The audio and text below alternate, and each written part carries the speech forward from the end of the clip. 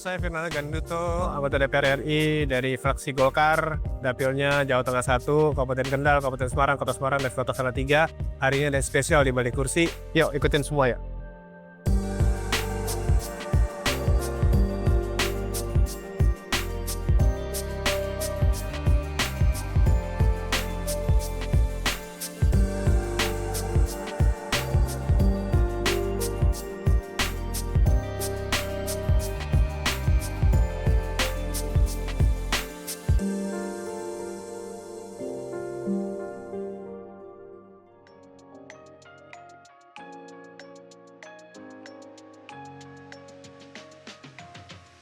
Jadi intinya pada saat saya menjadi mahasiswa, saya termasuk salah satu aktivis-aktivis mahasiswa yang pada saat tahun 98 itu kami terus bergerak mengikuti perkembangan politik. Jadi di saat itu pun saya juga sudah mulai tertarik masuk politik. Namun pada saat itu kami hanya seorang mahasiswa, kami tidak mengerti politik itu apa, saya tidak mengerti juga bagaimana cara saya masuk ke politik. Niat saya tentu tidak lain dan tidak bukan adalah pengabdian kepada negara, karena menurut saya politik itu hanya untuk pengabdian. Jadi setelah saya selesai dengan kehidupan saya selesai dengan karir saya selesai dengan semua yang saya sudah dapatkan, saatnya saya untuk mengabdi kepada masyarakat. Jadi inilah momentum saya untuk menjadi seorang yang bermanfaat bagi masyarakat luas, terutama untuk dapil saya.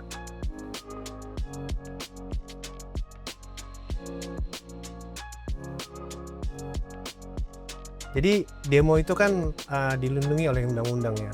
Artinya semua masyarakat itu boleh melakukan demonstrasi, karena demonstrasi itu kan adalah sebuah aspirasi yang disampaikan oleh rakyat.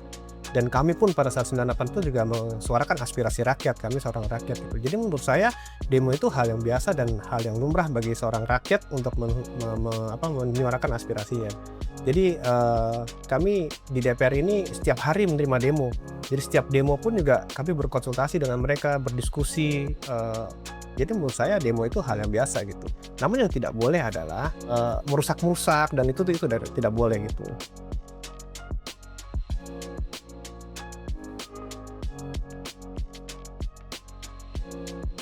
Perubahannya sangat signifikan ya, karena di dunia usaha itu pemikiran kita adalah untung dan untung gitu. Tidak lain dan tidak bukan adalah di Indonesia adalah untung gitu. Lain di dunia politik atau di ruang sidang di DPR ya, kita tidak memikirkan keuntungan, kita tidak memikirkan sebuah hasil yang kita lakukan di sini. Jadi itu sangat berbeda sekali gitu dari dunia usaha maupun dunia politik. Jadi menurut saya tidak sebanding kita membandingkan antara dunia usaha dan dunia politik, karena dunia usaha yang tadi saya bilang bahwa dunia usaha itu adalah mencari keuntungan, sedangkan politik itu adalah sebuah pengabdian gitu. Jadi kalau dihitung dari kalau di dunia usaha itu hitungan jelas, kita modal berapa, operasional berapa, penjualan berapa, untung berapa. Tapi di politik tidak seperti itu. Di politik itu uang kita keluar sekian, kita adalah sebuah pengabdian, kita tidak memikirkan untuk kembalinya uang itu. Jadi itu sesuatu yang sangat berbeda sekali.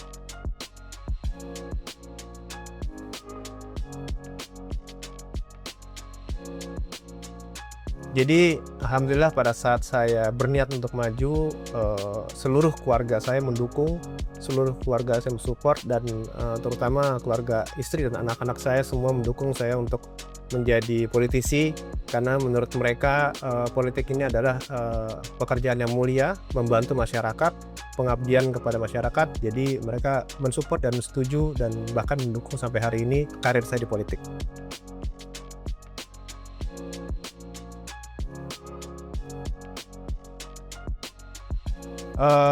Tentu di setiap politisi pasti punya sosok yang mereka idealkan, karena dengan sosok itulah biasanya kita belajar dengan sosok itu, kita mencontoh untuk supaya bagaimana kita bisa menjadi politisi yang baik gitu.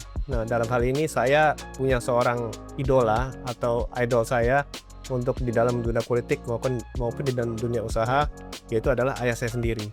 Jadi ayah saya itu adalah seorang politisi juga yang hari ini sudah pensiun dari politik, Beliau berkarir politik lebih dari 20 tahun, jadi itu adalah guru saya, idola saya, dan itu cerminan dari dunia politik saya. Masih banyak hal lagi yang bisa saya jelaskan, ya ikutin saya.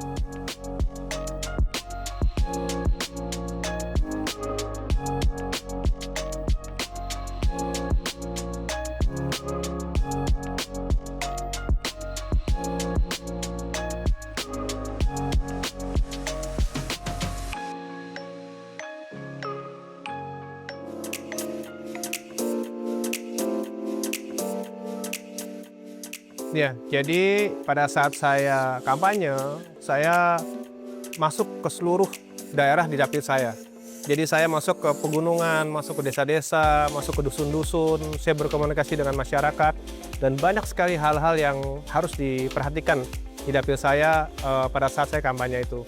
Dan itu semua saya catat, dan saya insya Allah hari ini sebagai anggota DPR RI akan merealisasikan apa yang permasalahan-permasalahan di dapil saya.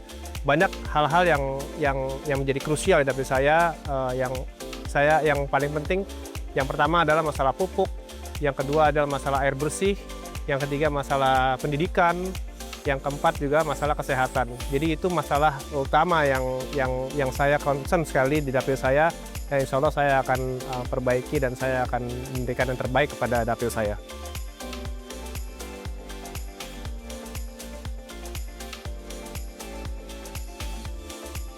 Ya, jadi pada saat saya kampanye juga, saya menyampaikan kepada masyarakat saya, pada saat nanti kemungkinan, misalnya saya jadi anggota DPR RI, media sosial itu menjadi sesuatu yang laporan saya kepada konstituen.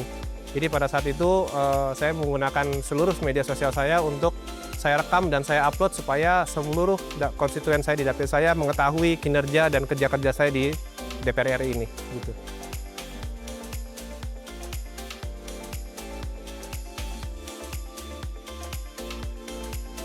Jadi tantangan terberat bagi saya, mungkin bagi seluruh anggota DPR RI adalah pada saat saya menyuarakan aspirasi masyarakat saya, itu kemungkinan untuk dilakukannya oleh eksekutif itu ada kemungkinannya sangat kecil.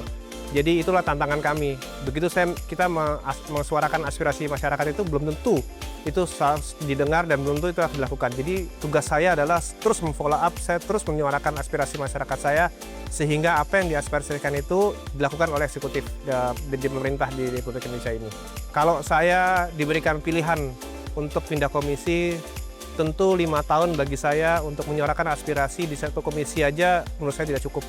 Jadi bukan saya tidak mau dipindahkan komisi, tapi untuk saya menyelesaikan di komisi 6 aja 5 tahun menurut saya tidak cukup untuk dapil saya. Jadi menurut saya lebih baik saya di komisi 6 untuk satu periode, untuk bagaimana saya punya program, saya punya tujuan, dan saya punya rencana untuk bagaimana konstituen saya di dapil saya bisa saya berikan yang terbaik untuk mereka gitu. Jadi saya memilih untuk stay di komisi 6.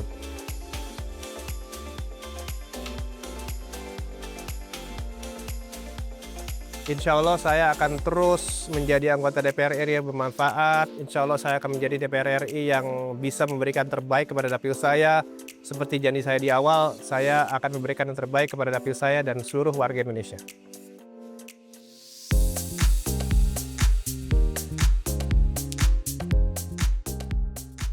Truth or dare, Bapak harus mengambil salah satu di kertas ini dan Bapak harus jelaskan, ceritakan yang ada di kertas ini. Oke, Pak? Oke. Boleh dibacakan, Pak? Truth, kalau tidak menjadi politisi, kira-kira Bapak sekarang jadi apa? Saya menjadi orang tua dan bapak dan suami yang baik. Aman. Soalnya jadi pengusaha nggak boleh katanya. Ya, nggak boleh jadi pengusaha.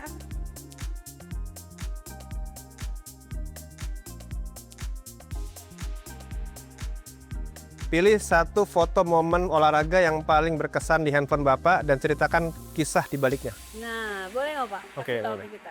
Kita pada penasaran nih. Aduh. Olahraga ya? Iya. Momen olahraga atau momen apa aja? Yang berkaitan dengan olahraga. Ya, boleh yang berkaitan dengan olahraga. Ini. Kesini boleh, Pak? Lihat. Nah, ini adalah momen di mana karena saya terlalu aktif olahraga, Saya olahraganya adalah sepeda, saya olahraganya adalah lari, saya ada olahraga berenang. Jadi karena saya terlalu aktif, akhirnya ACL saya robek. Ini adalah momen yang sangat berarti di kehidupan saya. Dengan robeknya ACL ini memberikan saya pelajaran terbaik bahwa segala sesuatu tidak boleh terlalu berlebihan. Jadi karena berlebihan olahraga, jadi ACL saya robek. Inilah momen dimana saya harus operasi, saya harus vakum dari olahraga, saya harus berhenti dari seluruh olahraga karena itu olahraga saya berlebihan, jadi saya harus operasi. Tapi operasi itu udah selesai, saya udah melewati operasi itu, alhamdulillah semua lancar. Sudah 6 bulan yang lalu, saya hari ini kembali olahraga lagi dengan tentunya dengan porsi yang sesuai dengan umur saya, porsi sesuai dengan apa yang saya bisa lakukan gitu. Itu momen terbaik bagi saya. Oke, boleh lagi Pak. Mana ya? Tunjukkan wallpaper handphone Bapak, kenapa pilih gambar itu? Kira-kira apa? Ini nggak boleh bohong nih ya. Nggak boleh bohong. Anda tahu ini apa? Apa? Masjid. Nah, Kenapa? ini adalah pintu Masjid Nabawi. Jadi kenapa saya menjadikan pintu Masjid Nabawi ini menjadi wallpaper di handphone saya? Karena Anda bisa bayangkan berapa kali Anda melihat handphone wallpaper Anda setiap hari. Itu yang membuat saya selalu melihat Nabawi menjadi untuk supaya saya mengingat terus bahwa saya harus diwajibkan untuk selalu mengingat kepada Allah Subhanahu wa taala, dan di Nabawi itu ada makamnya Rasulullah juga, panutan kita. Jadi dengan adanya wallpaper Nabawi di handphone saya, itu menjadi pengingat saya terus bahwa di apapun di dunia ini kita harus ingat kepada Allah Subhanahu wa taala gitu. Oke. Boleh Pak? Satu kelas lagi ya Pak. Oke. Iya Pak. Nah, Sebutkan siapa orang terakhir yang Bapak telepon hari ini. nggak boleh bohong juga nih Pak. Iya Pak. Harus cek apa saya harus ingat? Iya kalau Bapak ingat nggak apa-apa. Istri saya. Oh iya. Tadi saya setiap kali berangkat, setiap kali perjalanan selalu saya telepon beliau karena saya selalu tanya kegiatan beliau apa hari ini. Saya juga selalu update apa yang saya akan lakukan hari ini supaya semua kegiatan yang kita lakukan hari ini menjadi berkah bagi kita semua. Boleh Pak. Nah, Nah, pas banget ya. tebak foto. Ini adalah foto istri saya dan istri saya. Itu momen apa Pak? Ini momen Idul Fitri. Ini ada foto yang berdua dengan istri saya yang dilakukan di saat momentum Idul Fitri kemarin. Terakhir boleh Pak? Boleh. Pilih satu, lari atau sepeda, dan apa alasannya? Wah, ini berat. Enggak bisa Pak. Ada semua. Ini berat. Saya pilih sepeda. Kenapa? Kenapa? Karena sepeda itu adalah olahraga yang sangat low impact dan olahraganya sangat maksimal, kalorinya sangat tinggi. Hanya kekurangan bersepeda itu adalah kita tidak mempunyai wadah yang lengkap di negara ini. Jadi kita harus bersepeda di jalanan bersama angkot-angkot dan motor-motor dan mobil-mobil yang lain gitu. Tapi kalau saya pilih lari dan sepeda, saya pilih sepeda karena sepeda lebih aman untuk badan kita. Sejauh ini paling jauh sepeda di mana Pak? Saya pernah dari Jakarta ke Cirebon. Itu 160 km.